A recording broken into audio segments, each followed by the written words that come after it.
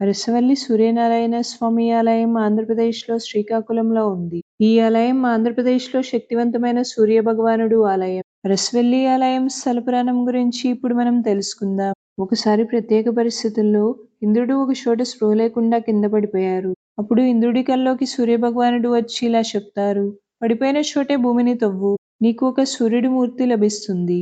ఆ మూర్తిని అరసవల్లిలో ప్రతిష్ఠ చేయమని చెప్తారు. ఇంద్రుడికి అప్పుడు మెలకువ వస్తుంది. ఇంద్రుడు అప్పుడు భూమిని తవ్వి సూర్యభగవానుడు విగ్రహం వెతికి అరసవల్లి ఆలయంలో ప్రతిష్ఠ చేస్తారు. విగ్రహ ప్రతిష్ఠ తర్వాత ఆలయంలో పూజ చేయడానికి ఒక కుటుంబం వారిని సూర్యభగవానుడు ఎంచుకుంటారు. అరసవల్లి ఆలయంలో నాకు ఆ కుటుంబం వారే పూజ చేయాలి అని సూర్యభగవానుడు చెప్తారు. ఆ కుటుంబంలో ఉన్న అన్న తమ్ముడు మొదటిసారి అరసవల్లి ఆలయంకి పూజ చేయడానికి వెళ్తూ ఉంటారు. మార్గమధ్యంలో వాళ్ళకి నది కనిపిస్తుంది. వాళ్ళు నదీ స్నానం చేయడానికి నది దగ్గరికి వెళ్ళి నీళ్ళల్లో దిగుతారు. నీళ్ళల్లో దూరంగా ఒక మూట కొట్టుకొస్తూ వాళ్ళకి కనిపిస్తుంది. నీళ్ళల్లో మునిగిపోకుండా ఏదో మూట వస్తుంది అని ఇద్దరూ చూస్తారు.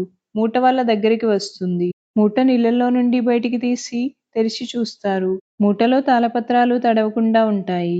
నన్ను ఈ విధంగా అరసవల్లి ఆలయంలో పూజ చేయమని పూజా విధానం సూర్యభగవానుడు తాళపత్రాలలో పంపించారు. ఇప్పటికీ సూర్యభగవానుడు ఎంచుకున్న కుటుంబం వారే అరసవల్లి ఆలయంలో పూజ చేస్తున్నారు.